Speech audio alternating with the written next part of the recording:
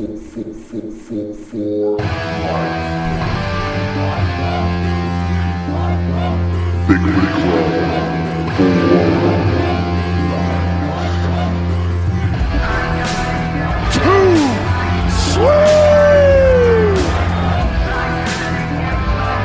and gentlemen, welcome to Bigfoot Club. Robert Jesse Dominguez, Ash Tucker, Chris Collins, Stephen Robert Dominguez, Earl the Pearl Kennedy. Believe in us, believe in Bigfoot Club, because we are too sweet.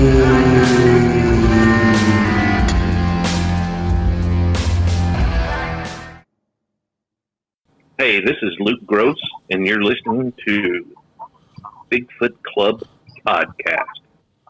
Hey everybody, Robert Jesse Dominguez, Bigfoot Club Season 2, Episode 22. Today with me is Ash. What's up, man? Hey. We got for the very first time... No, we don't. Huh? Maybe this way, but What? not ever. Well, this is our very first time of having a guest a second time. Oh. This is our very first time to having a guest our second time. Yeah. So... I guess you're right. I was thinking about that, but Yeah. it's like we've done it more than one episode on a subject. But Yeah. actually had the person. So we got for part 2 Brad Freeman and Lauren Gonzales of Texas Paranormal Expeditions of DOW. Hey guys. Hey there, how's everybody going? Good.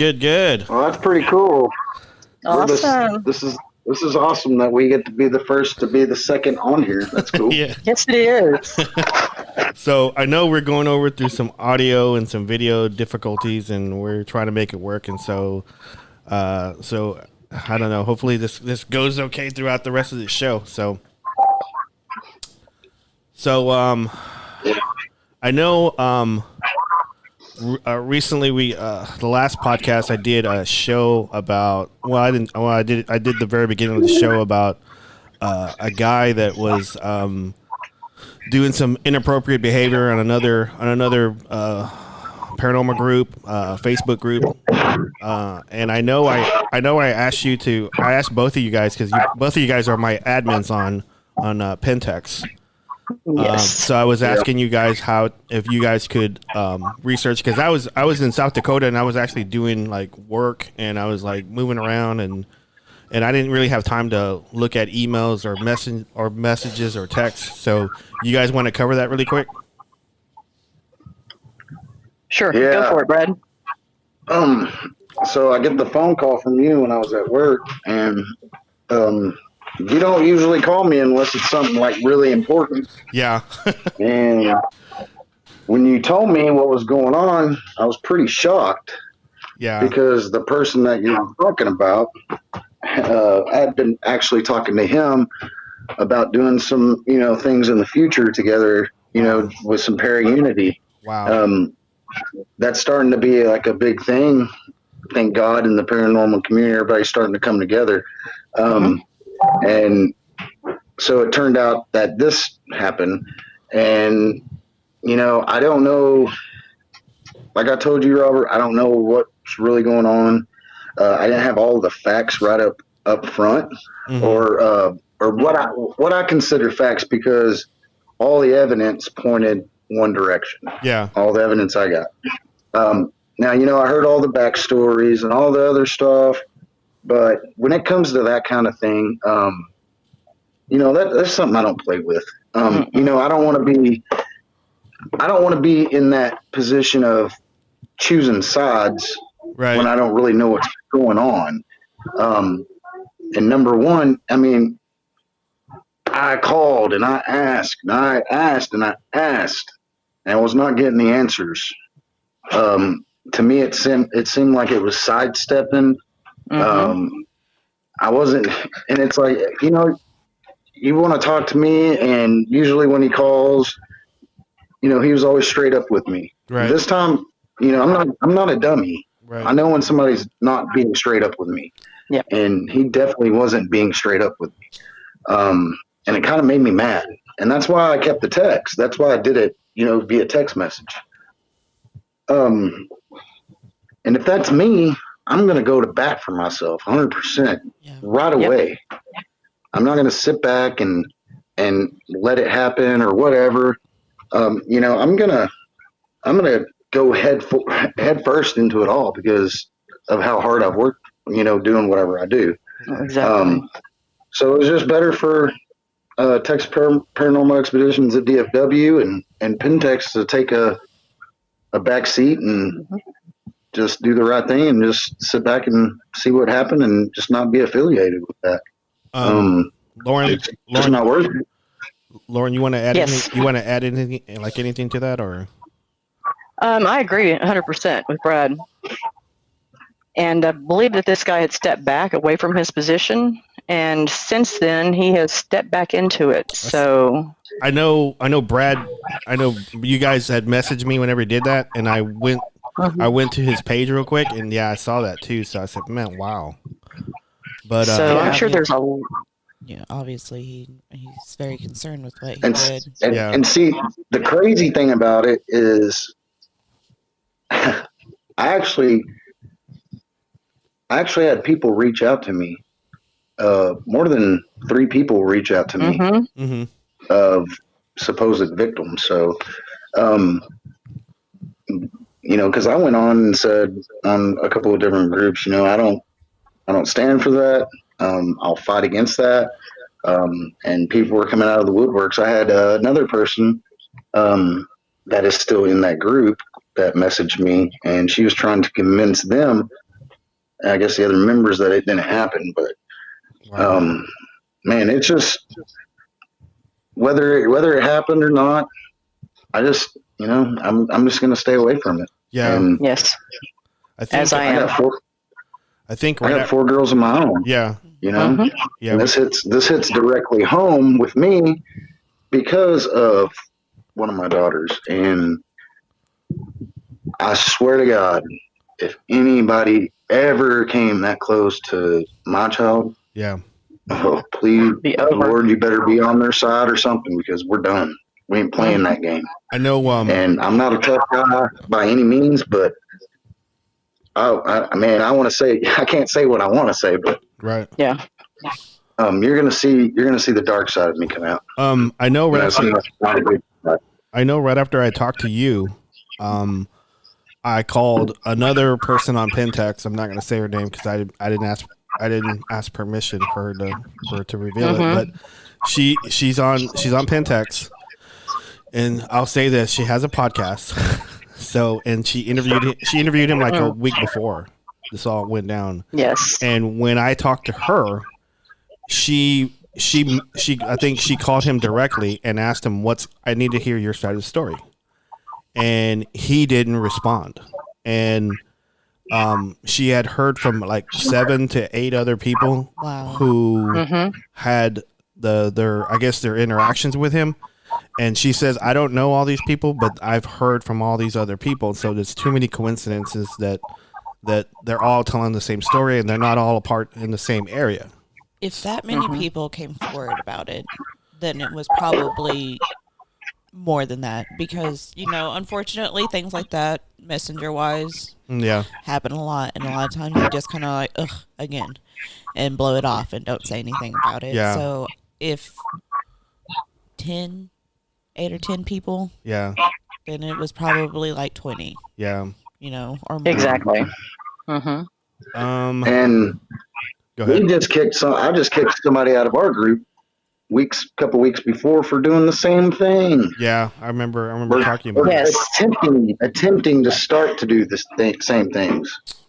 And, you know, it's just, I don't get it, man. Yeah, that's not what we're here for. That's not what we're about. Yeah. And I think a lot of like, predatory people come in and use teams and things like that, or even positions of power. It doesn't matter what it is, in order to do things like that, because they're like, oh, well, I can get away with it. Yeah, it's actually, and that's why I come. Go ahead. I'm sorry. Sorry. Go ahead. I was just going to say that it happens a lot in Bigfoot. More, I think it does. I've noticed more than paranormal. It's like a lot of Bigfoot groups do that, and I was never okay with it then, or I'm not okay with it now. It seems like you know, there's not as many women necessarily in that field, right? You know, and it's kind of equal in paranormal, but when it comes to like Bigfoot and stuff, yeah, it seems like there's not a lot. And so when one lady shows up, then everyone's like, "Ooh, yeah, ooh." Personal I experience. did not know that. That's crazy. You know? Yeah. Oh, come out in the woods with me. It's like, I don't know who you are. Exactly. No thanks. Well, see, and that's what the way our group was structured at that time. It was a very democratic group, but Lauren and I had to take charge and take it over and nip this in the bud, because like that could have been a really bad thing. That could have been. It could have gotten very bad. Yeah, and you don't. And want luckily, your names associated with and we worked our butts off to get here. So to do what we're doing.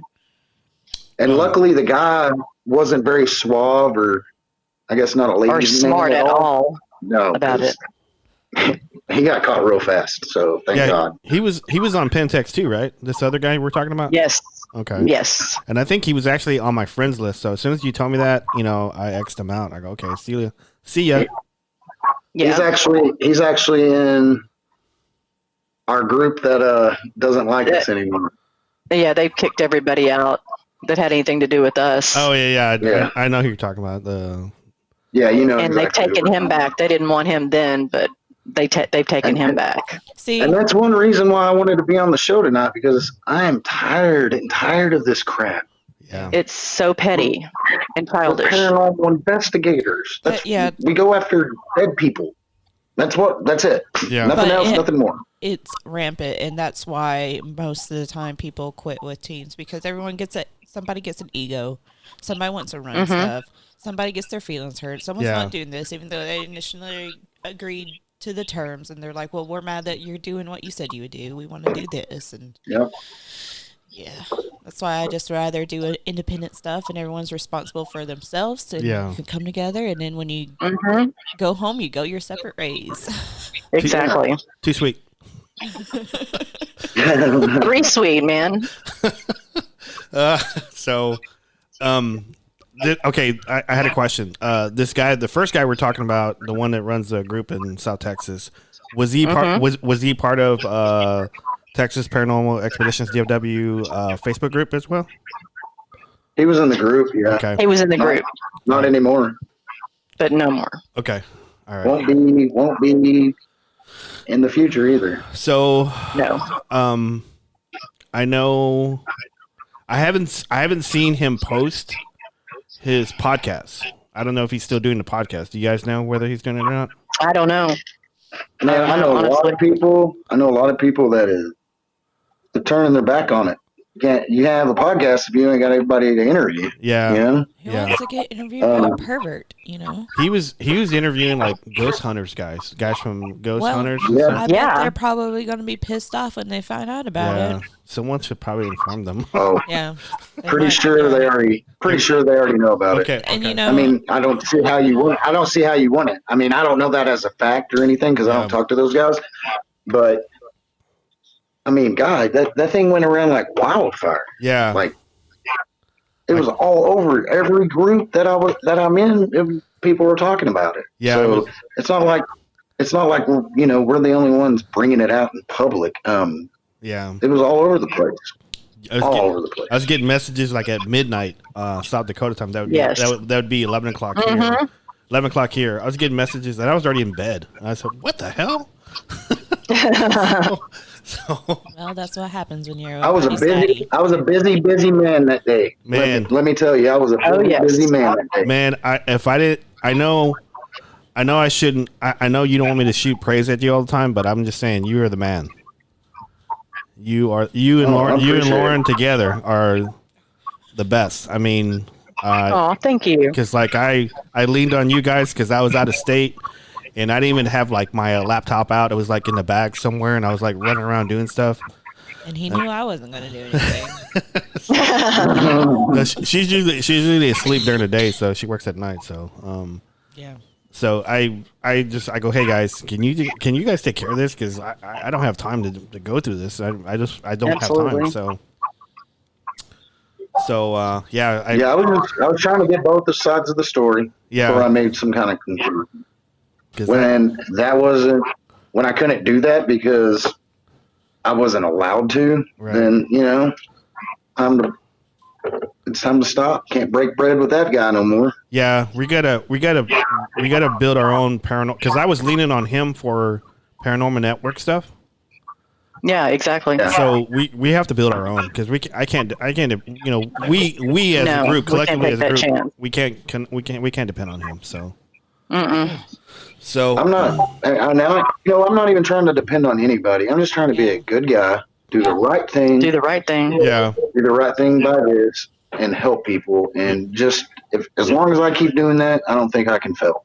When I start trying to be famous and trying to be like, oh, look at me, I'm Brad Freeman, paranormal investigator. You want to be my friend? No, you gotta say Freeman. Freeman. Yeah, Freeman. Brad Freeman. Freeman. So, I just don't want that notoriety, man. I'd rather people in my group have it than me. Man, I just want to be that behind the scenes guy. I want you to be known for helping people. That's what I want you to be known as. So I try to throw. I'd love that too. That'd be cool. Yeah. But I'd rather my team be known for helping people. Hey, man. I'm with you, dude. Excuse me. I'm just kind of a private guy. I mean, that's it. I know. I want to ask your opinion about this, and both of you. So, Ash already knows the opinion I have about this. So, and I'm not picking on anybody in particular whenever I say this. So you already know what I'm going to ask, right? No, I'm excited to find out what it is. I wanted you guys' view on zooming at like while you're doing an investigation. At a fun investigation or a private investigation? What kind of investigation are you talking about? Residential. Absolutely not. Nope. Okay. Never. Not even 1%. Won't do it. Okay. Nope. Yeah. We would tape just for evidence, and whatever the client wants to do with that, that's up to them. But it ain't happening through us. I don't even have a YouTube channel. Nope. Yeah. I mean, if we're at Ballinger or Oak Park Hotel or doing something for fun, that's fine. Pretty soon we're going to be going to the Newton Boy Bed and Breakfast. We'll do it there, and we tried to do it in Bartlett, but man, the spirits were not having it. Yeah. Like every time I tried to, show what we were doing, it would kick me off of Facebook. They would do it, Then when I just started walking around showing history of it, showing all the history that they had in the building, it let me do it. But anytime I tried to, shoot what we were doing, like the SLS camera or whatever, it would just cut off. Nothing. It would cut off. Everything was drained or turned off. Yeah, I think. And I don't know. I got attacked at Bartlett. Yes, he did. Wow. Like, I thought I wasn't scared of anything. Whoa. He set the last hour and a half out. Yeah. Wow. That's intense in 10 cities. Yeah. Yeah. It was crazy. Okay, I just wanted to ask that question because it's been gnawing at me for a while. So I won't. I know it's not a. He just want to talk shit. No, I'm serious about that, and that's one reason I wouldn't watch the other podcast is because they were going live from residential. Yeah, I mean commercial, I understand, but like residential investigations. I don't like going live anyway, just because it's like it feels like you're not going to be paying attention to what you should have. You'll be paying attention. Exactly. Even if it's commercial, it depends on who we're there for. You know what I mean? Exactly.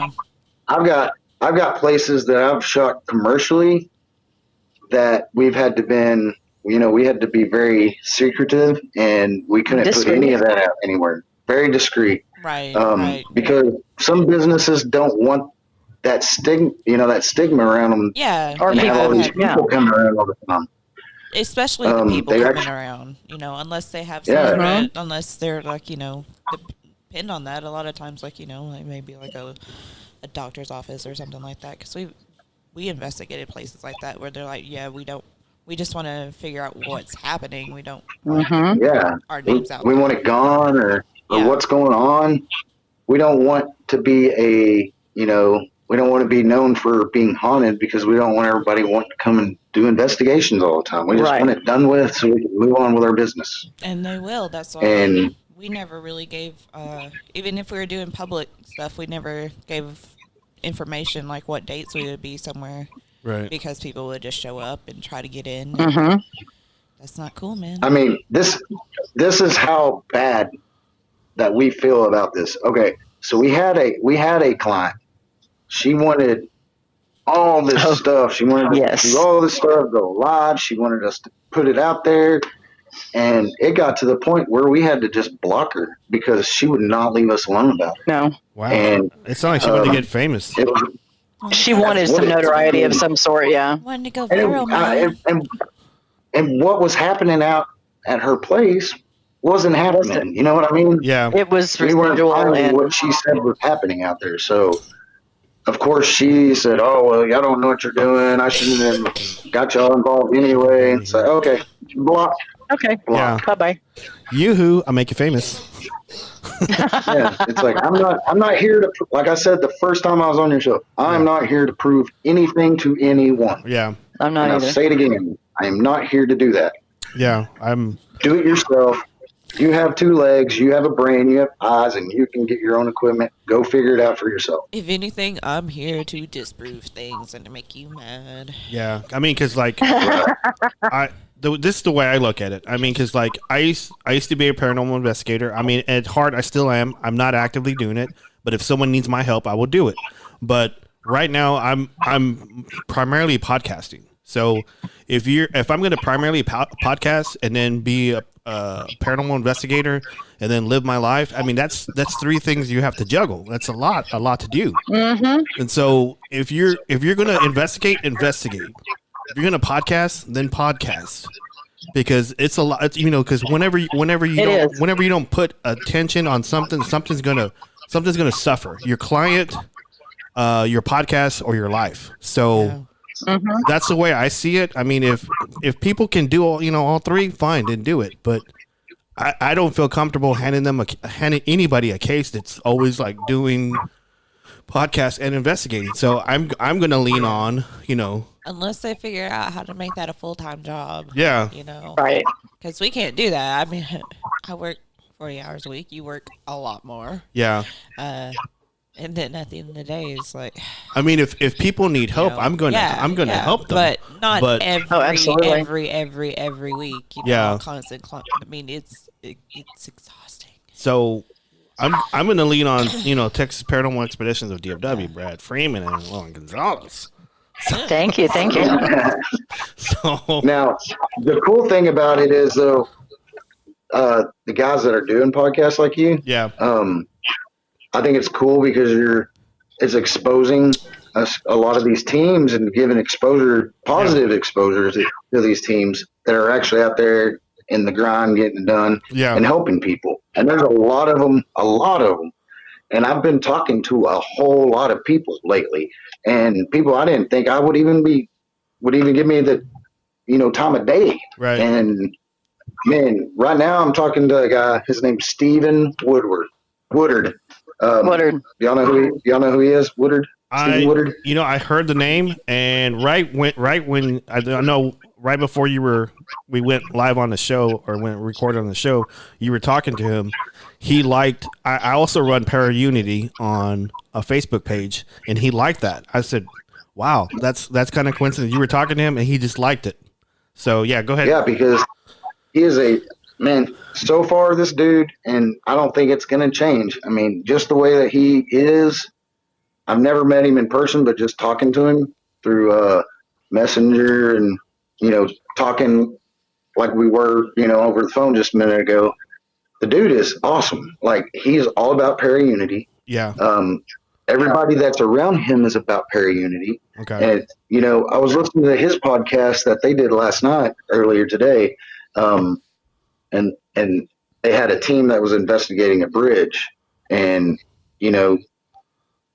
they were actively watching these guys, investigate the bridge. Uh-huh. And I think that's cool, man. So they, because they sit back and they explain things to people that don't actually know what's going on during a paranormal investigation. It gives, it gives that opportunity to people to know exactly what happens when you do a paranormal investigation. Yeah. Now, Steven has been doing this for a long time, for 25 years. Yeah. He started out in San Angelo, Texas, and moved out to New Mexico. He's the owner of Ghost Tech Paranormal Research Team. And I've met a lot of people through him too. And he's all about Unity. And I mean, that's freaking cool. I think that is so cool because what's his podcast we're all about that. He's with Paranormal Warehouse. Okay. And they got some stuff coming up. Yeah. Yeah. They got some stuff going up pretty soon, and I'm looking for it right now. I had it. Oh, sorry, wrong chat. So he's also with the Paranormal United Network, and they're doing a Fear Fest. It's called the Cloudcroft Fear Fest, at July 31st through August 1st in Cloudcroft, New Mexico. So, man, I would love to go do that. And they're going to have the special guest speakers. It's going to be George and Kara Shoplin. Okay. Yes. They're awesome people. And I've actually talked to George a little bit, nothing like really direct, but the dude he's very positive when he speaks. Yeah. Everything he says is positive. Everything. And those are the kind of people I gravitate towards. Yeah. Those are the kind of people that I want to be around because of that positivity. Like they don't want to be famous. If it happens, it happens. They're not out seeking it, like actively seeking it. That's not what they're in it for. Right. You know what I mean? Yeah. They've already put the time in. So when you put the time in like that, I think your reward has to be something like that. And that's a great reward. Not everybody gets that reward. And I don't care if I get that reward. And I just want people to know that I don't care about that stuff. Yeah. I'll prove it to you. I'll actively show you. I think you've known me long enough, Robert. Yeah. Am I in it to get famous? No, that's why I've told you this before. I gravitate toward you guys because you mimic the same views that I do and about help. And I just want to be a part of it because, I'll say this, I'll be honest with this, but this lacks like in the Bigfoot community big time. And so that's what kind of that's what kind of gravitates me toward the paranormal, is because there's more unity than there is like in the Bigfoot community. But I dig. I mean, because it's like you guys, Cecilia, Crazy Cat Paranormal is the same way. I love her. Yeah, she's awesome. So I love her too. So she's good people, and like I could just pick up the phone and call her, and then we'll just talk like for an hour or 2 hours about paranormal or whatever, just like barbecue or whatever, New York. So. Yeah, we're already talking about doing investigations with them. Yes, we are. Well, if you do, let me know because I want to be a part of that. Okay. Yeah, for sure. I'll come out of retirement for that. So are you trying to say that Lauren and I need to be Bigfoot investigators and bring in unity? Well, hey man, that's a great idea. It's a few months before it gets to be good weather for it. I'm telling you, man, it's bad. The field is bad. Ready. So yeah, I do want to go. I want to go. I want to go Bigfoot investigating now. I think that'd be so cool. It's October. It's closer than you think, man. It's like a 3-hour drive, 2-hour drive, maybe. Sweet. Yeah. I'm down. So. Me too. Thank God. I'm ready. It's been a long time, and it's been about 11 years since I went out. Yeah. Oh my goodness. There's that one spot. I don't know if you guys listened to that one show about Longview.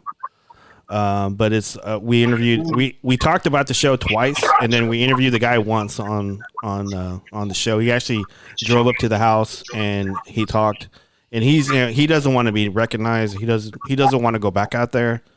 This thing is like, it's terrorized him. It's like he's got a bunch of night terrors. But if I were to go back in the field, this is the one I want to go to because Longview's not that far away, and No, it's not. and this Bigfoot was like extremely aggressive toward him, and that's like that's like a Bigfoot researcher's dream is to catch a Bigfoot that's extremely aggressive, because this thing is it. It is. That does no. My dream is I want to see a baby. Yours is you want to have like a mean one go scream at your face. I want validity. I want it. You know, okay. I want it. You want it. It's like Michelle's version of I want something to push me down the stairs. Yeah, I'm like I don't need to go that far. Yeah, you know, just a kind of hi, how are you doing? You know, a casual encounter is fine. So. I was gonna ask y'all the question. What did y'all think? What are both of y'all thoughts on Bigfoot? I mean, I know you guys are not researchers, but what are your overall thoughts on it? You know, I didn't know anything really about it. You know, I didn't really have an opinion at first, and I kind of don't still because I don't know enough about it. But what I've seen or what I've investigated myself, like researched myself. I'll definitely want to go out there and get in the field and see what there is. Some of these shows that are on TV, when I watch them, I can't really take them serious. No, you can't. Just because of the people, they make it into like a sideshow, I guess. Yeah. It's not like some paranormal shows. Where it's hokey and they play for the camera. Yeah. Yeah, it's exactly. Like trying to make fun of it, but not making fun of it, you know? Yeah. I don't know. It's something that I want to do. And I'm one of those people that I like to prove it to myself. Yeah. I like to strap my boots up and get out there on the front lines and see what it is. That's exactly what I want to do. Get after it, you know? Screw talking about it. Let's get out there and do it. Okay. Let's do it. Lauren, I'm so into UFOs. Yeah. And I want to do that so bad. More than paranormal investigations, I actually want to know what's out there, you know? We don't know enough. Yeah, I love the fact that you posted about Ingrid Cole this week. I was so happy. Right? We gotta quit. We have to keep name dropping him so he shows up at our house. I know, right?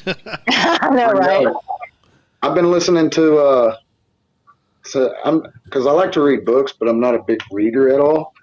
But I am listening to an Audible book right now. Mm-hmm. What is it? I listened to the Mothman Prophecies already. Mm-hmm. Yeah, and I love that. That was awesome. That one was great. This is people of Lanulos. Yeah, that's Lanulos. Is that?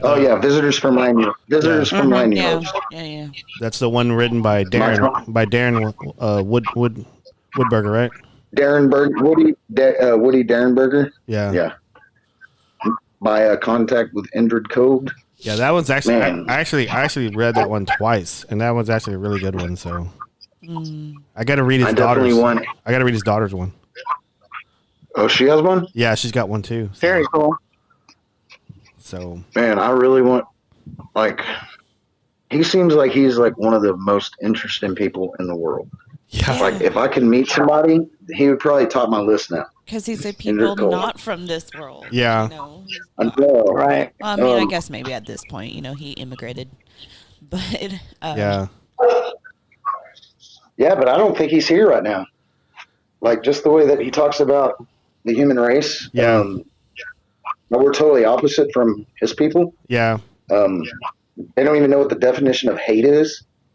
Yeah. I can't even imagine a world like that. Because there's so much hate in the world right now. Yeah.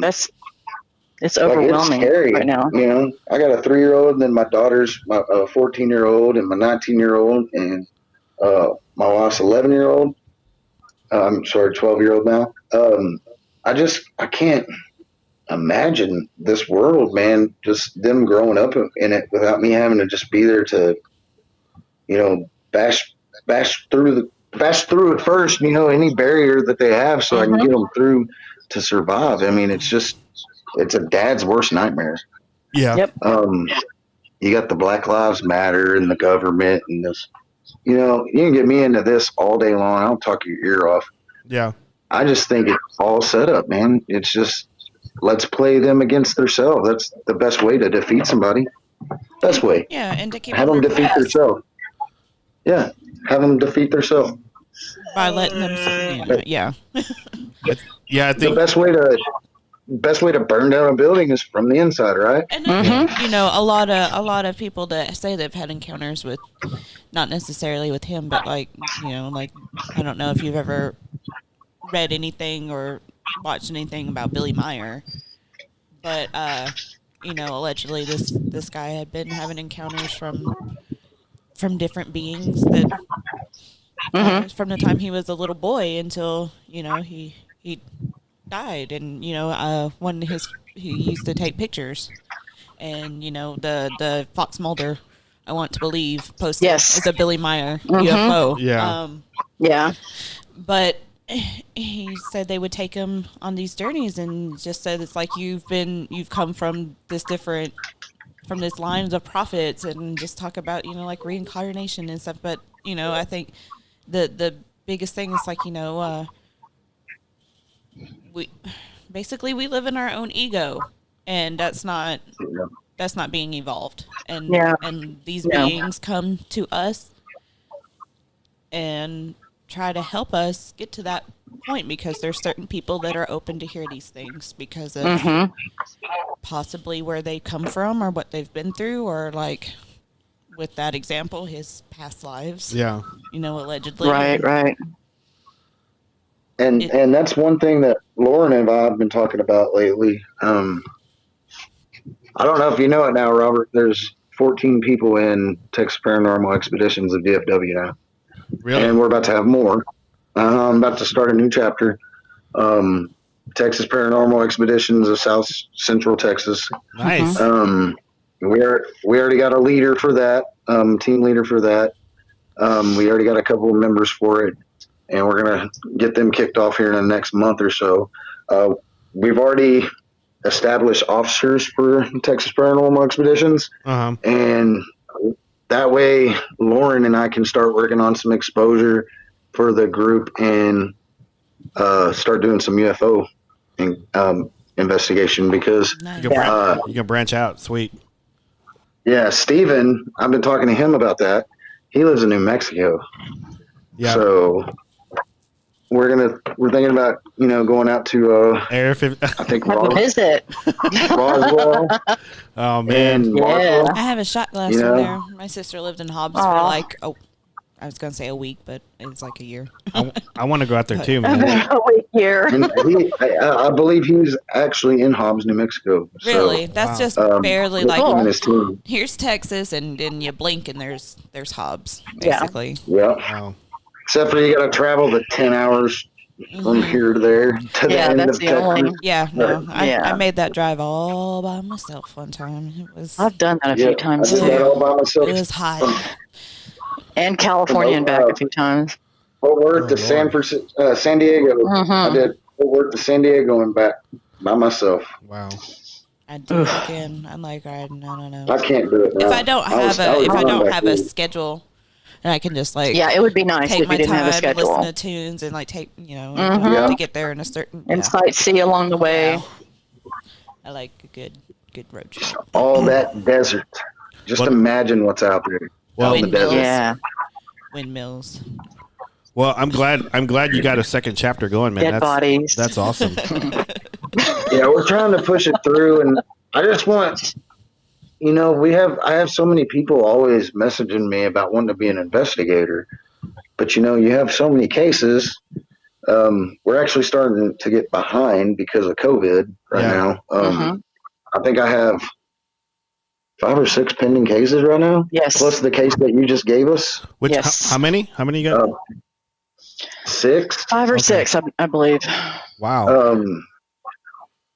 And a lot of them is we can't do them because somebody's been exposed, or there's. Which is fine, and I'm all about not spreading that. So I don't want to put anybody in jeopardy. That's my number one thing. Yeah, not everybody. As long as I'm like always telling the clients, I'm like, oh, as long as you can hang on, let me know. If not, then we can do some kind of emergency where we put down some kind of guidelines. Okay. Yeah. We can figure something out. I got that case you just threw me. Yeah. With that lady. We're going out there very soon too. So we got a lot that we're working on. So I just had to get some more people, I guess we poached some more people from that other team that doesn't Not like intentionally, us. but we know but them. It's okay because we got to all start. They made choices. Yeah, we have the cream of the crop. I think. Yes, we do. Well, and I'm very happy to have the people that we have. Good. Like we are blessed to have the people we have now. Yes, very blessed. I don't know why they picked us, but they did, and I love it. That's I love them. They're amazing. We're very honored. They said that they're honored, but no, we're more honored than they. We're are. honored. I guarantee that.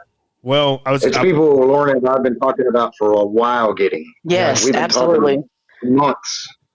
Weeks about it. They almost sound like free agents or something. You sign up for a new free agent. We got contract negotiations. And they finally made terms. Yeah, it does kind of. We've talked about these people. Lauren and I have talked about these people for at least a month. Months. Okay, and we got them all pretty much at the same time. It was crazy. Okay, this is going to lead me to this question. Whenever you guys talking about that. How do you guys decide on who's a member? Do you got an interview process? Do you got like a questionnaire that you guys do, or I'm just curious. It depends on the person. Depends on the person. And I listen to the line out there, so I hear who's a good investigator, who's not a good investigator. I listen to people, what they say about people. And if it's really good, then I'm like, dang, I want the best. So it's all in how one represents themselves and others. I want TPE DFW to have the best people. And we're getting the best people. We are. Very structured, very mature. Incredibly talented. Yeah. I've been doing this for a while. Very gifted. Yeah. Yes. Just a dumb old redneck like me, from this little small town that I'm from. It's these people. I mean, it's just amazing how much this has taken off. Like you saw it from the very first, Robert, and it's just like blossomed into just this. And if it stopped today, it'd be like, wow, he accomplished a lot. Yeah. Yeah. I have to agree. I have to agree too. I do recall whenever you were in that other group and like you were not happy and you said, "Hey man, I'm going to branch out, I said, "Do it, dude. Do it." So do it. And then I remember talking to you the first time whenever you messaged me and you said, "You have to agree to the rules." I was like, "I agree to them." No, you have to click on the button for pin tag. I was like, not verbally. You don't have to put your hand up. I remember that. I think before both of you guys joined, I think I had turned down like 230 people. Wow. Because they wouldn't agree to the rules, and like I go, oh Lord, it's not that hard. It's not. So, oh my goodness. I don't even remember what they are. Like, the rules? Yeah. The rules are, don't bully. Oh, respect, okay. Respect everyone. There's only we post like solicitation stuff on Tuesdays. Okay. Don't block admins. I knew that one. Don't block admins. Mm-hmm. I'm missing one. That's bad. I do half of that stuff. Respect others. Yeah. I don't bully people who. Yeah, all the normal, nice stuff. Yeah.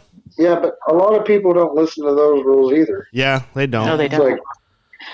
I removed a couple of posts today.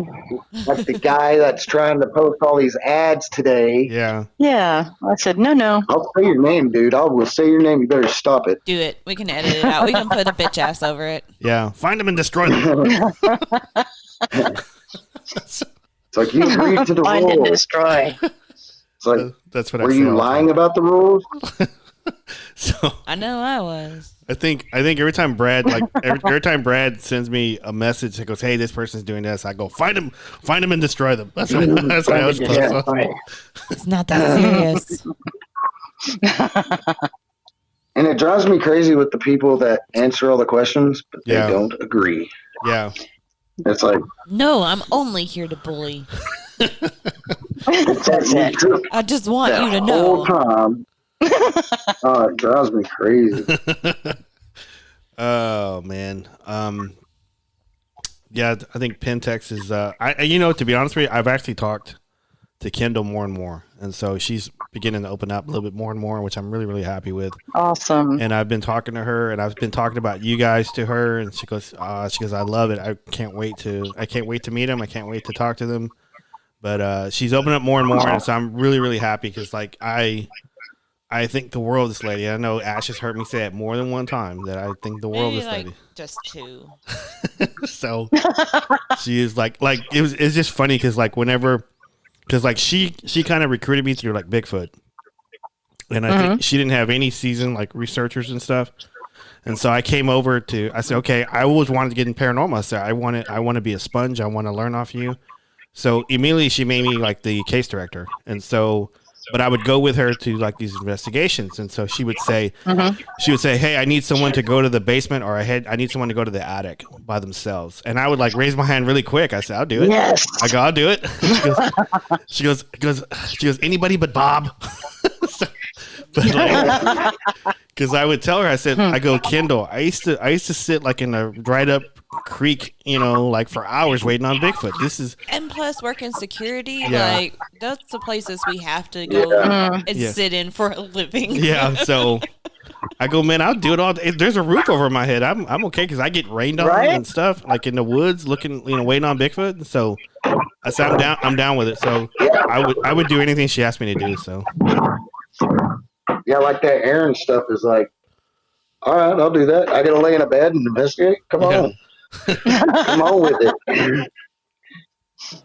Like, that's the kind of investigation. It's like, I'm just going to lay here and see what happens. Hope I don't fall asleep. A cute little B&B, man. Yeah. That's the ones you jump on, like these adorable old houses that you can stay in for the weekend, and it's also haunted, but they also give you breakfast. Yeah. That's the best. So you guys are down doing the Bigfoot stuff then, right? Oh yeah. So absolutely. 100%. So that one I was talking about, one in Longview, that's the one I want to do, and hopefully I can. I probably just need got to do some recon and just drive over there because I think the area where that guy was talking about is getting built out. So we probably need to go over there and just like Ash used to live in Longview, so she could be our point, Oh, cool. I have a general idea where it is. Yeah. Because because people used to tell me all the time in that area. Yeah. Over close to Kilgore and like Lakeport area that they heard stories. Yeah. I just hope if we find Bigfoot, it'll be like Harry. Yeah. From Harry the Henderson. So I can take him home. It depends on which one you find. Sometimes they're that way. Brad, I don't know because like 50 miles east of that area, where I grew up, when I first got into Bigfoot stuff, they called it Monster Central. Yep. And Monster Central is it's known for really aggressive Bigfoot. So aggressiveness, yes. Yeah. So dang it. I'm going to be upset. Thought I was going to have a new friend. We'll have to go to Canada for that. It would have been like Harry. I heard those were nicer. Because I could have had a movie called Perry and the Freemans. Oh my! How long have you been Freeman? Harry and the Freeman. And the Freeman. Harry the Freeman. The Freemans.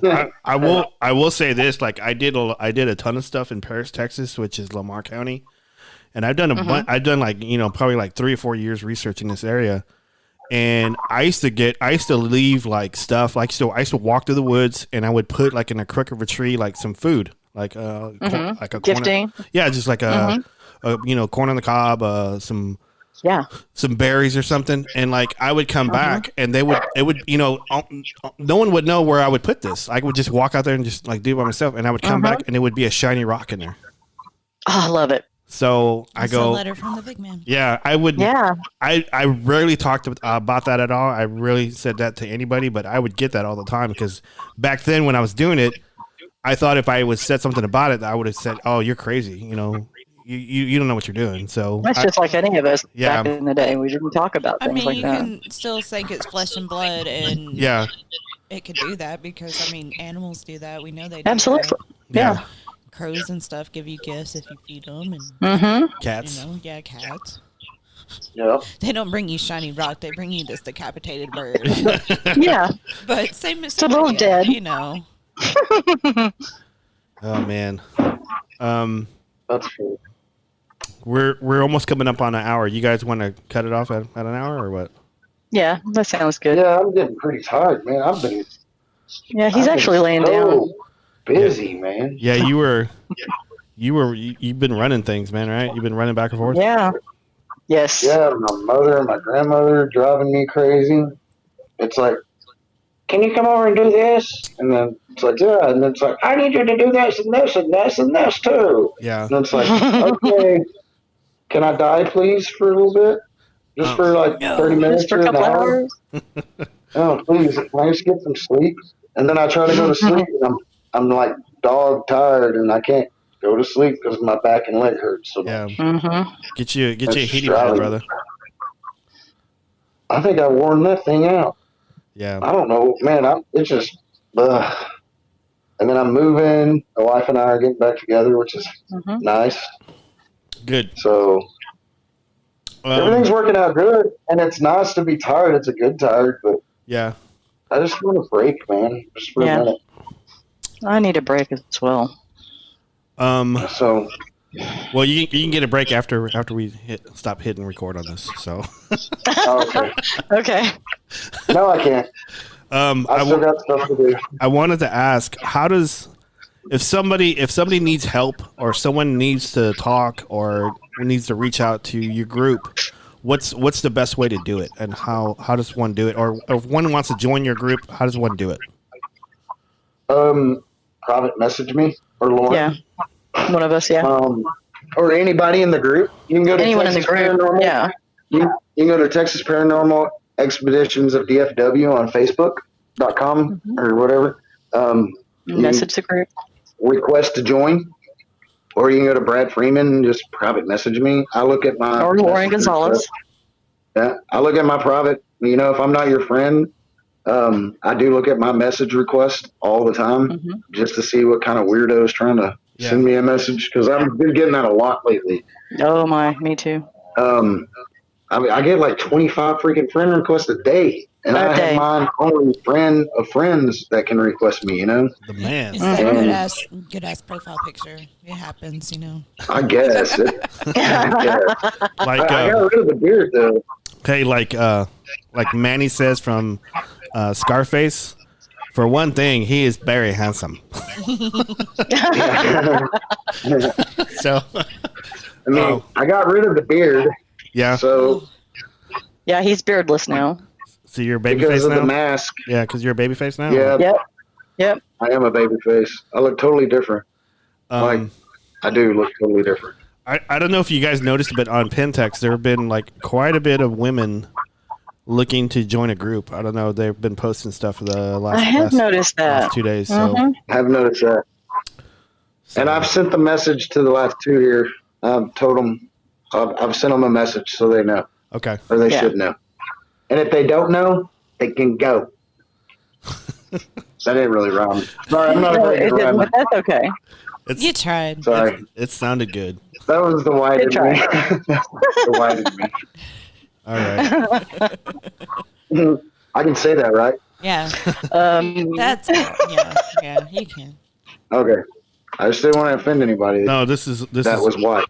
This is unrestricted. I'm not offended. I say horrible things All right. about white people all the time. Yeah, and I. But it's okay because we're white, right? Yeah. Well, and That's it okay. is probably true also. So Yeah. I'm definitely not cool. So as don't even try to act like my nephew told me, because he didn't want my friend hanging out with me in my bedroom, you can't trust a white man. But he trusts me, right? Well, yeah. But you really can't. If you look at our history, you can't. I mean, Zach agreed with him. He's like, he's got a point, you know? Yeah. I don't trust me. But he trusts me though, right? Yeah, That's but good. you're not of the white man culture. You're not. You're not that. Your last name is Dominguez. Yeah, and plus I like Gonzales. Yeah. I actually have family. I have family members with the last name Dominguez. Really? And they are from. Yeah, I'm trying to remember where they're from. You and Brad are kissing cousins. Yeah, we're kinsmen. We're like kinsmen. Do you actually have a cousin? Hey, I have a cousin named Jesse Dominguez. Do you really? Is it Robert? And Justin Dominguez. Is he a roofer? Is he a roofer? No, he's actually okay. Let's see. His son. It's my it's my grandmother's sister's daughter's husband, and they have a son named Justin Dominguez, and he's a country singer. Wow. Huh. I did not see that one coming. I know. I didn't either. I have a lineage. Maybe I should be more open-minded. I'm learning and growing. Here, I'm going to send you a picture right now in Messenger. Okay. And you can see it for yourself. He's my cousin. Sends a picture of yourself. I know. That's what I would do. Yeah, you know this guy? Yeah. You know him? Look. What? That's me. That would be hilarious.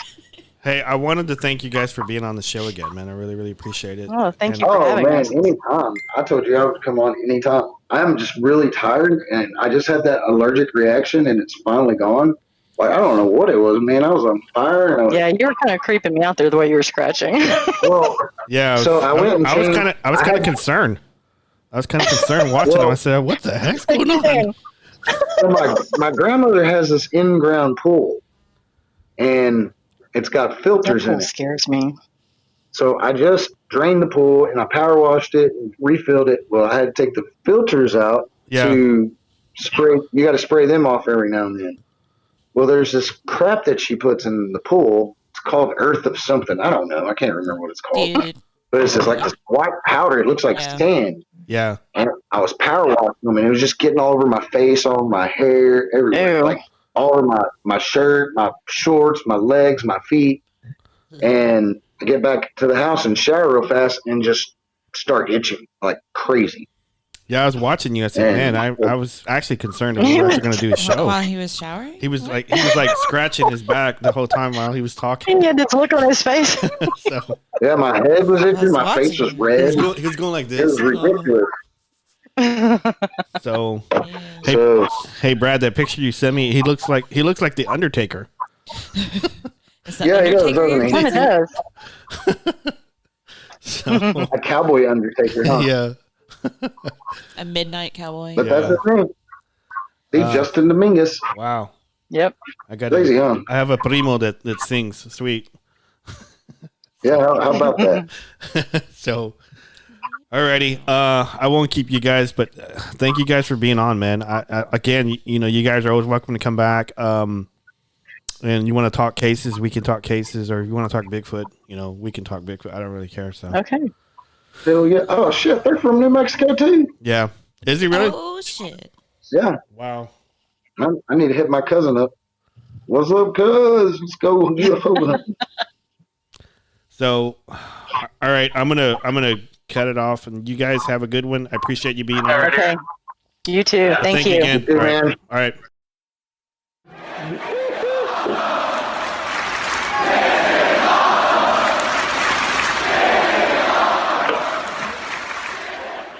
Hey, everybody. Robert Jesse Dominguez. And we're in the segment where we do wrestling talk with Earl the Pearl. Earl, how the heck are you? Man, I am legendary. I'm good, man. It sounds like you're pouring a drink there or something. I was pouring some sparkling watermelon juice with pomegranate. Nice. Man, I wanna apologize for people that listened last week. I said the wrong name of a tag team on Monday Night Raw. It was Andrade and Angel Garza that attacked the Street Profits, Cesaro and Nakamura. Yeah. I just had them on my brain. So I got those confused. So I just want to recant what I said and apologize if someone was listening. They were like, oh, that guy, he's an idiot. Well, you know what? I'm a mark. I'm a fan, and sometimes I get people confused. So I want to apologize. And it happens. It does. It does. But I just wanted to say I had the wrong name. So awesome. I mean, that's good. I mean, there's a lot to talk about this week. Man, sure is. Let's start off with Raw. What caught you on Raw? So we talked about, cause man, there's a lot of stuff going on. Like, we talked off show about Bash at the Beach and stuff like that. Man, here's the thing. I don't get WWE because they sleep on someone and then they just push them. Like, so they slept on the women's tag team titles. Yeah.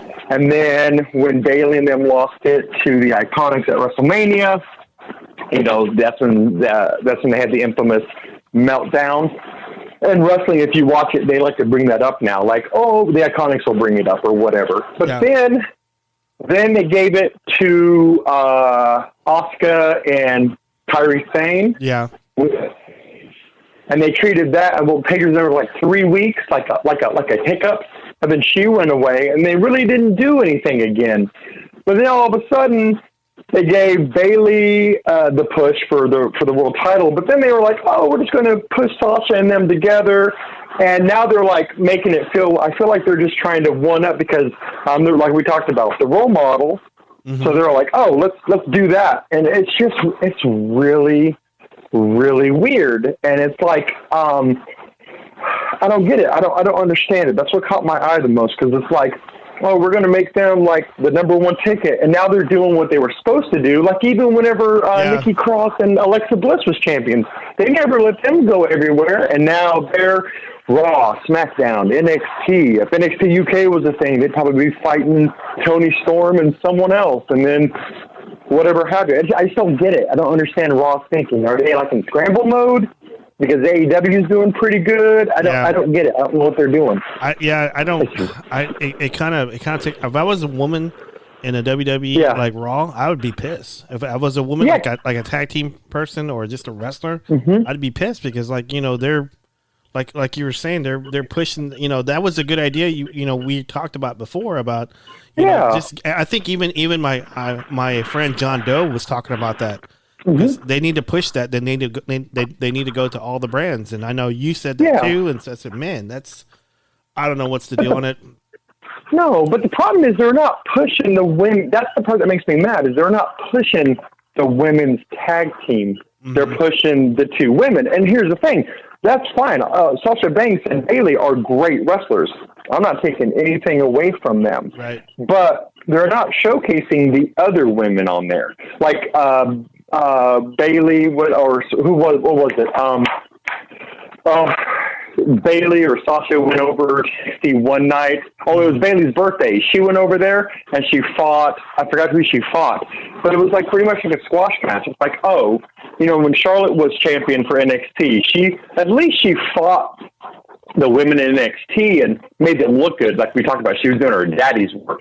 Yeah. But with this whole tag team thing, they're not really pushing the women's division. They're just pushing them. So like you have a pool of talent on Raw. You could put Dana Brooke and someone else together. You know what I'm saying? Or you could go to Raw and SmackDown and do those two. But they're not. They're just pushing the Sasha Banks Bayley narrative, and they're not really doing anything else. And that's the part that upsets me. It's like you're really destroying the women's tag team titles, but you're under the guise of, look what we're doing. We're showcasing this. You should be happy, but they're not really showcasing. Yeah. Another thing that kind of caught my eye, and I know I haven't talked about it before, but they're doing the Seth Rollins, Buddy Murphy against Ray and his son. I just need to know, is his son on the roster? Is he going to wrestle? I've seen reports that says that he's training at the Performance Center.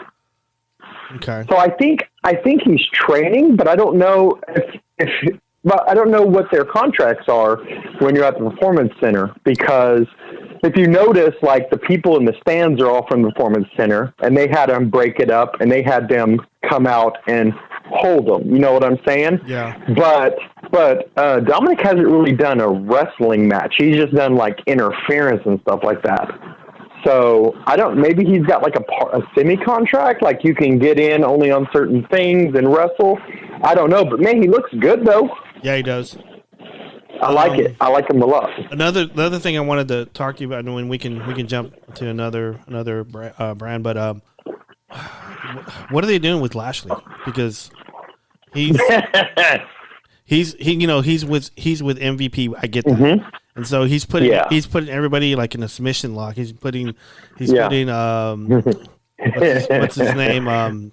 Drew McIntyre, Cedric Alexander, Ricochet, Apollo Crews. He's the Oprah Winfrey. He's the Oprah Winfrey of submission moves. You get this, and you get this. So he just handing them out to everybody. I mean, what do they build him for? I mean, he's already lost to Drew. They're going to do it again. They're going to have him wrestle Drew again, or they're going to switch him over to SmackDown, or I don't know, because from the way I'm seeing is to me, I'm under the impression that MVP wants Apollo Crews' belt. Yeah. That's what I'm getting. But he's using Bobby Lashley as his enforcer. That's the story I'm getting from it. Okay. Like, now Bobby Lashley's just his enforcer, and he's going to help him win that title. But what does that benefit Bobby Lashley, though? It doesn't. I don't get that. You know, it's like, oh, you're going to lose to Drew McIntyre. Now you're a B+ player behind MVP. I don't get it. I mean they haven't even gone for like the tag belt. They haven't even done anything as a tag team, except I don't get it. I don't know what they're doing. I think the only thing that makes sense to me is that they switch him over to SmackDown, and then he goes after Braun. He could probably give Braun a really good match. I think he could. I mean, look what Braun did with Roman Reigns. I mean, he made Roman Reigns look really good, and we've talked about that before too. So I think that would be good. Have him go over there. Okay. Anything else you want to talk about Raw before we go on to Impact? I like that that's just my own preference. I don't like that they took one of the greatest wrestlers, short wrestlers, amazing wrestlers, that got big outside of the WWE machine, brought him in. He had a good feud with AJ Styles, and then he became a mid-carder, and then they just washed their hands of him. I don't like they did that to Ricochet. Raw was good, but I'm like, I see this stuff, and I'm like, Ricochet is amazing, and he just was never used properly, and I don't know why I don't know who soured on him. I have an idea, but I don't like it, and now he's just, lost in the wayside, just like Cedric Alexander. Cedric Alexander is an amazing wrestler, but he's fallen into the mid-card trap, and I wish they would fix that. I heard rumors that his back was been giving him problems, and he's been hurting his back a lot. So that's what I carrying the brand, yeah. You can't carry it all the time. You get back injuries. Yeah. So. Yeah, it's sad. But I'm really excited to talk about Impact really quick. So let's do it. So you know how I feel about Ken Shamrock coming back to Impact and taking away from the talent. And I'm not a big Sami Callihan fan. Okay, I don't like his shtick. I don't like what he's doing, but he's a good worker. Yeah. He's a good worker. He works well with other people, and I'm really digging this Ken Shamrock Sami Callihan deal. I mean, it's taken it's taken like maybe a month or 2 months to build this story up, but I kind of dig it.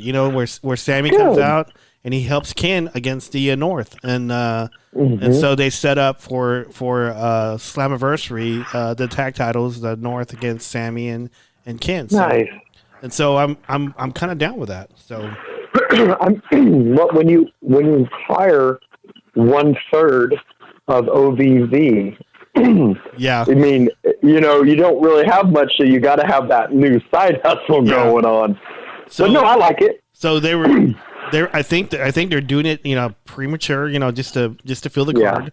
So the North go like in the back to go talk to Scott Demore, and he's on the phone with somebody. Okay, he's on the phone with somebody, and then he says, honestly, a couple good brothers like you would be a right fit here. That's what he says, and then like the North comes in, complains to him about, hey, we're being attacked, Yeah. so I thought that would be a good match for the North. Yeah, I'm interested if they're going to be able to do Bullet Club stuff now, since they're no longer with WWE. I mean, they're really good friends. They're really good friends with the guys in Bullet Club. Yep. Are they going to bring the brand there, or are they going to do? I hope so. So, yeah. That's interesting. I do like that. Yeah, no, I mean, like, if you look at it, like, before WWE did the whole cease and desist thing for the Too Sweet symbol, like, Bullet Club was in a bunch of different promotions, like ROH, New Japan, of course. You also had NXT, because you had even though they call it the Balor Club, you still had NXT. Yeah. Then you had it in WWE with AJ Styles. And a couple other little promotions too. They had some. So I hope they let them do some sort of Bullet Club stuff. Yeah, because because I know they already touted for Slammiversary for because they already announced that this week. They announced that they stripped Tessa for the championship. Yeah. So it's going to be a 4-way. It's going to be Trey, Eddie Edwards, Austin, and a mystery person that used to be a TNA World Champion. Moose. So yeah, I didn't get to see Impact. It's on my DVR. Yeah. Are they now? Because Moose was doing that whole thing where why don't you come for the real title? Yeah, yeah. Did they let him take a jab at Tessa being fired, or did they just like not do that? Okay. No, his promos or vignettes or whatever he's doing, I mean it's gold. I love it. Yeah. He's saying this is the real title, and that's and he says I'm a fighting champion. So if you want, because he fought Crazy Steve this week.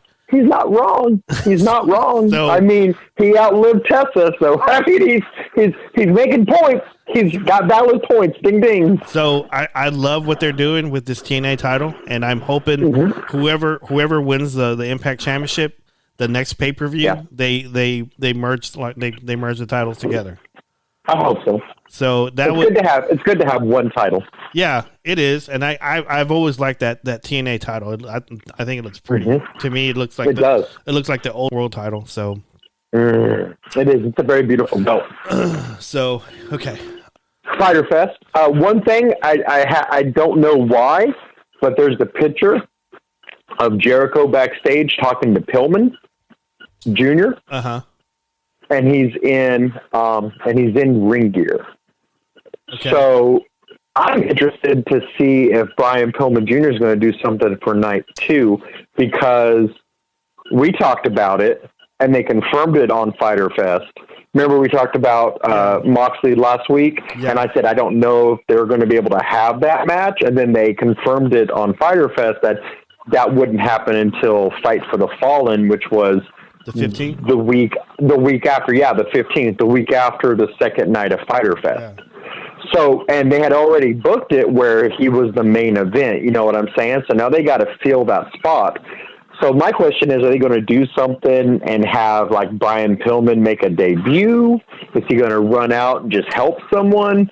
I don't know, because they're one thing about AEW is they don't really do like who is that masked wrestler, like WWE does sometimes. What's he doing here? So, what is this guy? I don't even know. Yeah, some stupid stuff like that. So I'm interested to see what they're going to do, because usually if you're just visiting, and I'm not in the wrestling business, but through my years, whenever you see them talk about someone visiting, they're usually in street clothes, they're talking, they're not just walking around in full wrestling gear getting ready to rumble. Yeah. So I don't know what they're going to do. So that's interesting. That's the one thing I really wanted to bring up, because I was like, Brian Pillman Jr. is amazing. Like, even though, what was that, MLW, like he had, I loved his little redneck chic look when he wore his little smoking jacket and he had his pipe.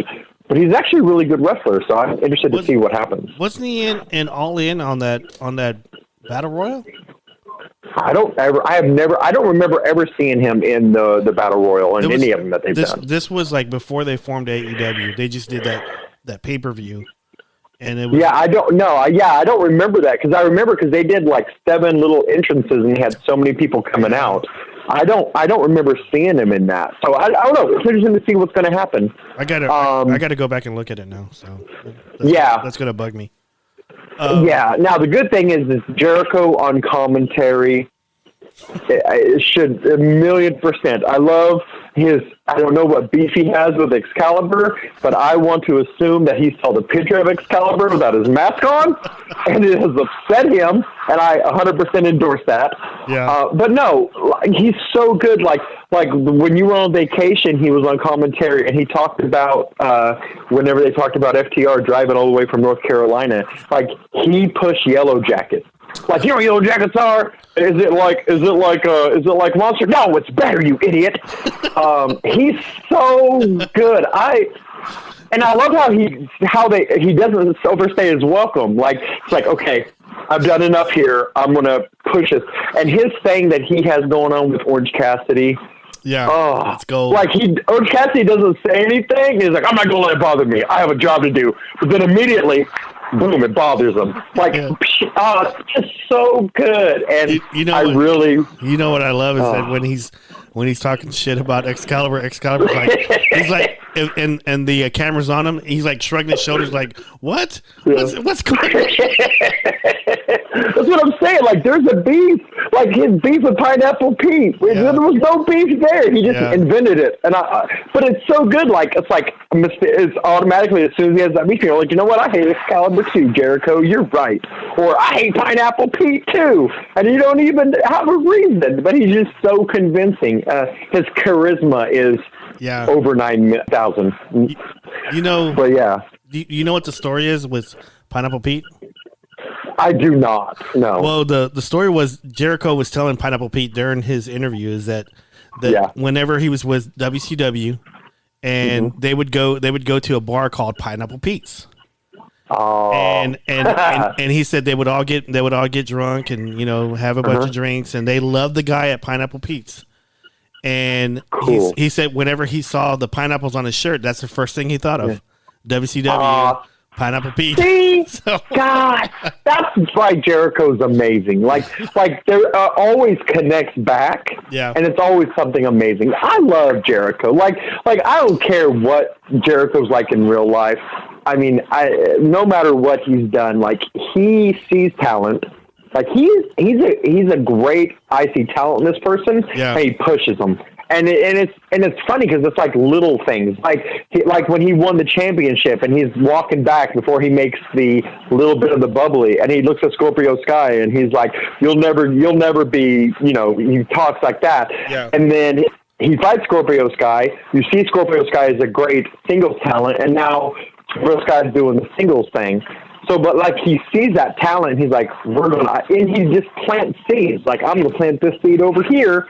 5 months later, hey, look, the seed is now here, and it all always ties back. And I really like that about Jericho. Taz got to be the way Taz should be, and he ruffled feathers with the WWE over his promo, which I think you should if you're at a war. But, excuse me, the other thing I like is I like the whole Joey Janela Sunny Kiss thing. Like, they make a really great pair. Yeah. And also, you're bringing Lance Archer back into the conversation. Yeah. Like, him and Joey Janela and Sunny Kiss is holding them back. But, yeah, I like that they're actually pushing Joey Janela again. And I like the little vignettes where he's like, oh, I don't think I'm the bad boy anymore. And Sunny Kiss is like, oh, you got it. And then they had the fight in the gas station parking lot.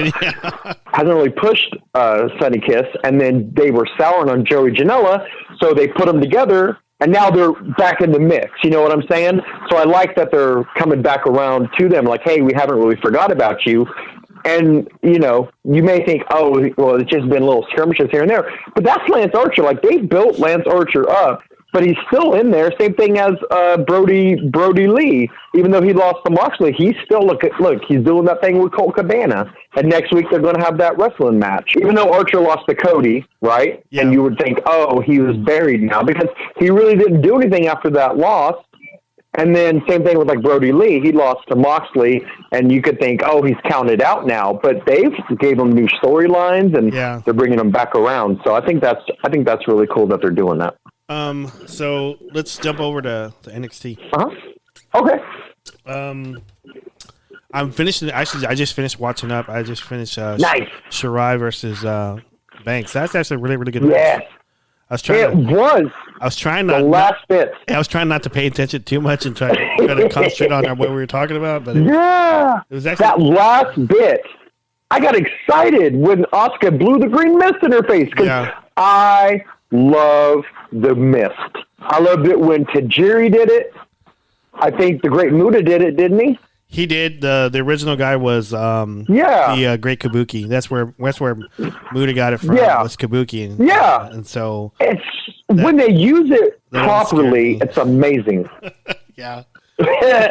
And they did it perfectly. It's like Tajiri back in the Attitude Era used to always spit it in the face, and it sort of worked sometimes and sort of didn't.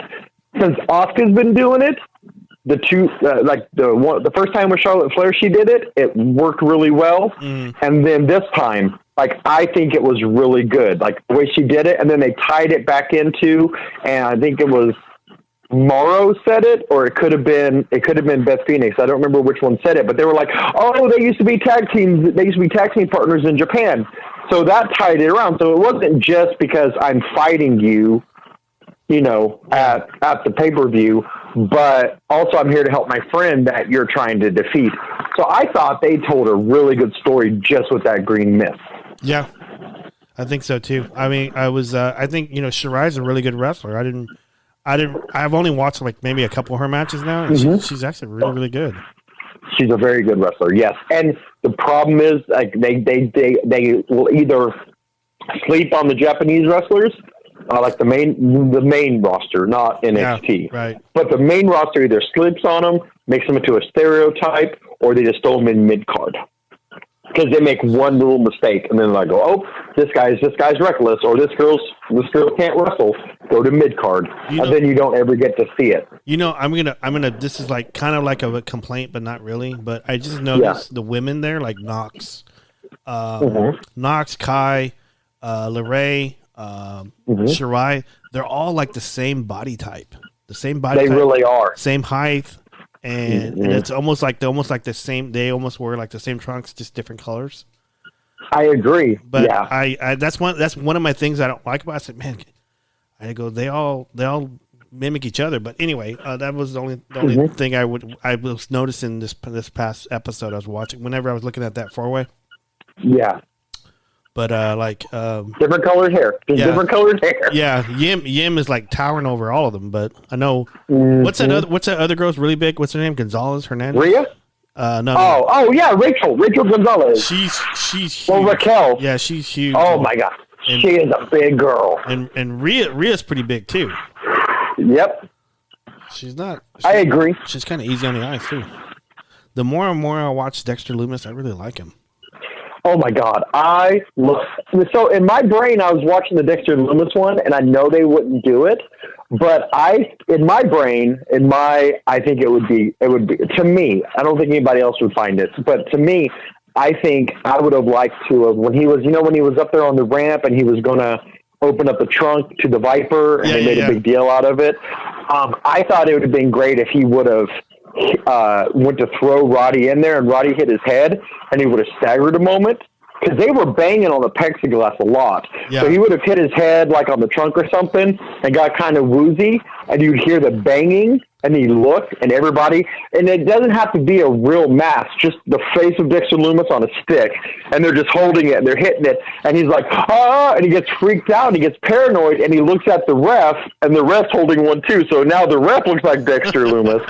To me, I was like, I need that to happen because that would have been great. Because the whole story they're telling is Dexter Loomis was in his head. They even were like, "Oh, last week he may have said he was over him, but he sure got counted out." I think that would work if they didn't do like an in-ring match. If they did like a you know. If they did like a street fight, the cinematic match. Yeah. Yeah, that would have been so good. That would work so good. So like that. So I hope they do something like that because that's what. But I'm glad they gave Dexter Loomis the W because that's what needed to be done to keep that storyline going. His music is similar to Stranger Things. Yes, I love it. No, I was going to say I agree with you. I didn't like Dexter Loomis at first. I thought it was a stupid gimmick, but the way they let him insert himself in and be creepy. Yeah, I love it. I love it. The million-yard stare is what I like the best. So. I like that they let Tyson Kidd be a match booker too because he had hurt his neck. Santos Escobar, still going after Drake Maverick, right?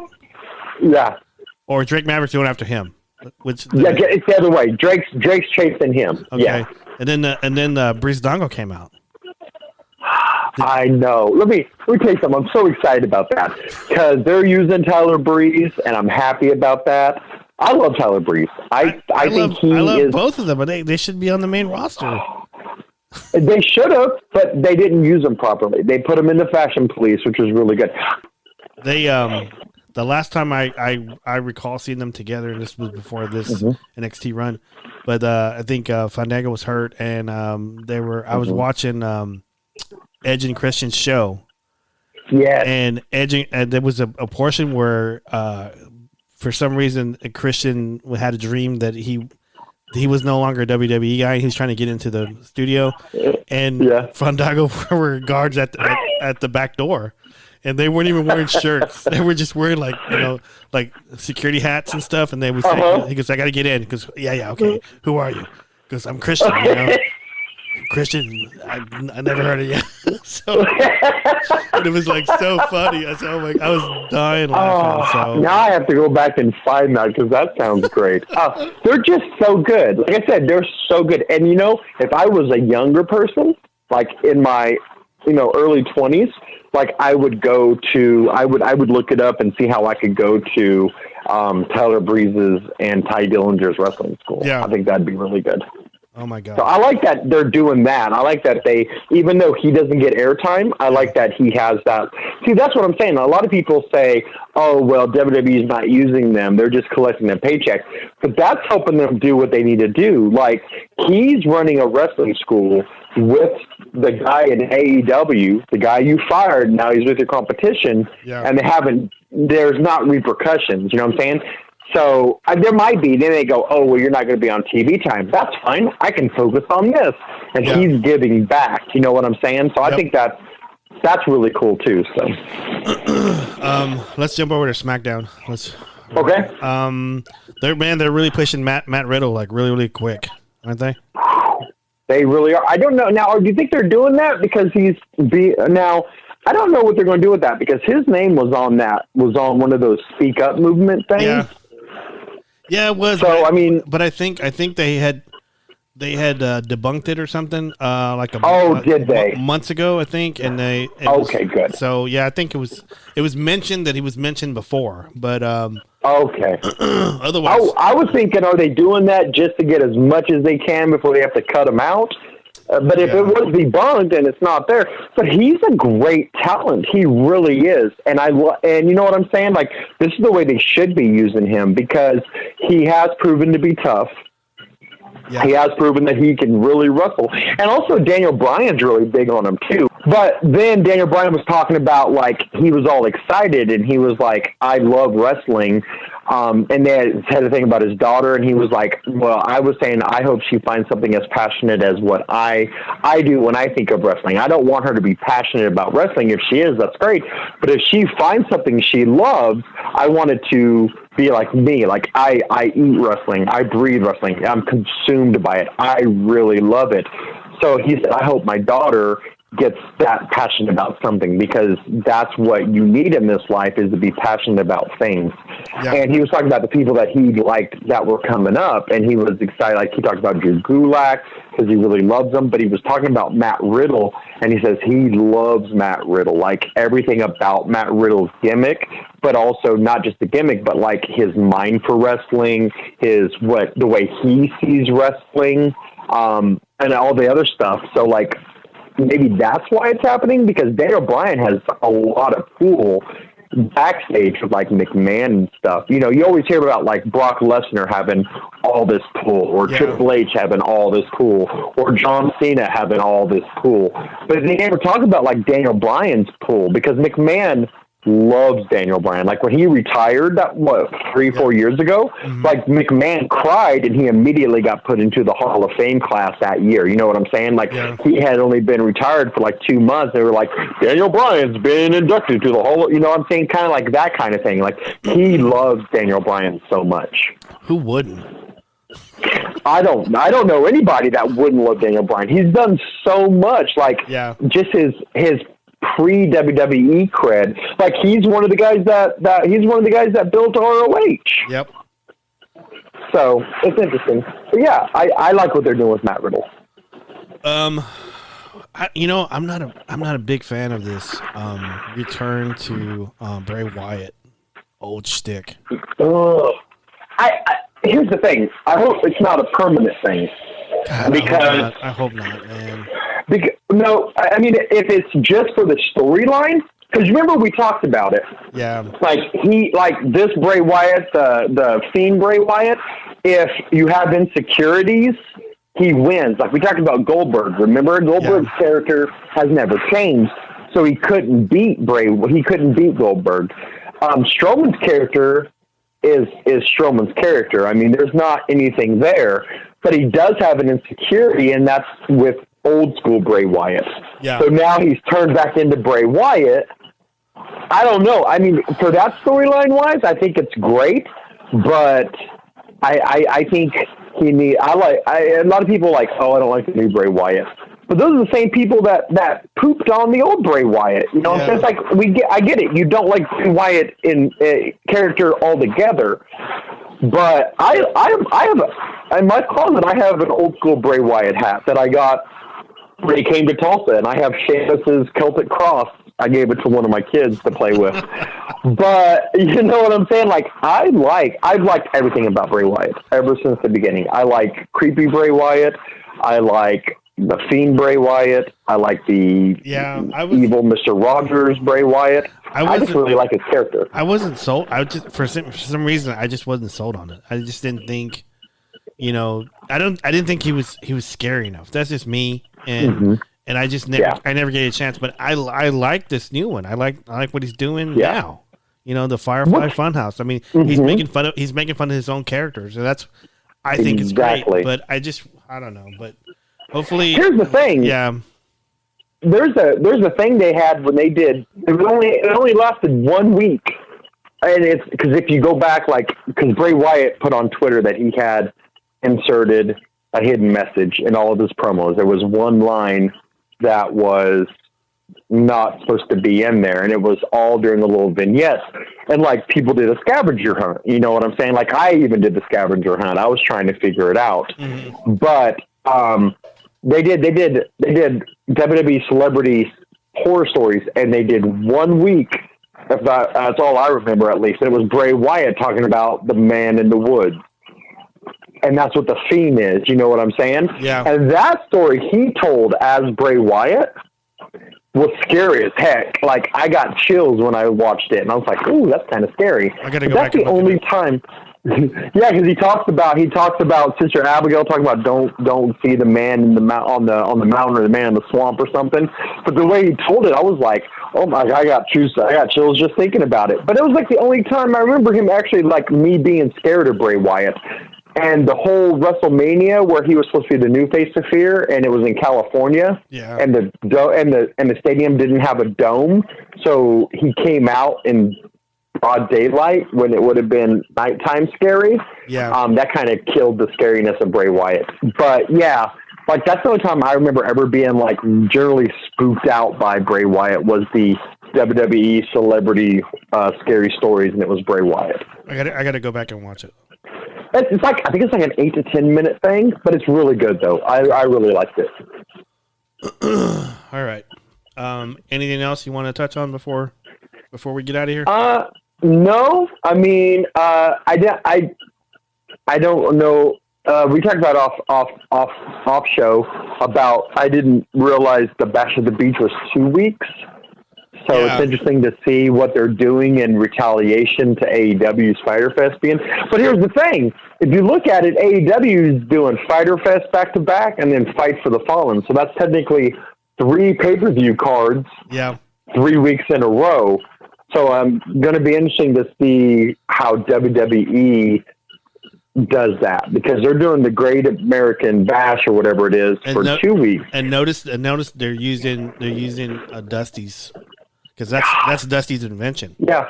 Did you see the whole thing about the trademark? Like the trademark expired and Cody went to try to get his last name back. Yeah.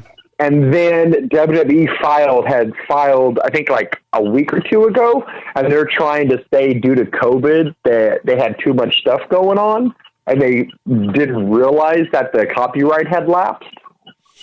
That's weak. So they thought, but the problem is with WWE's monstrous lawyer team, they're talking about that they don't think Cody's going to get his last name. They say like they have too many hot box words and phrases that's going to pull on the court sympathy thing. So like, well, COVID was a big thing. It's easy to overlook, and they are a multi-billion-dollar company that could be easy to be overseen. So I don't know what's going to happen. I think it is because he filed for it back in March when it lapsed, and now it's June or July now, and they filed it like the middle part of June or something. So I think it's very much weak. But that's the big thing I saw that I was like, I really hope Cody gets his last name soon. I hope so too. Yep. That's all I got. Alrighty. Thank you for being part of the show, man. That's I always look forward to this big time. I look forward to us talking too, and I appreciate you letting me be part of this show. We'll see you next week, and say goodnight. Good night.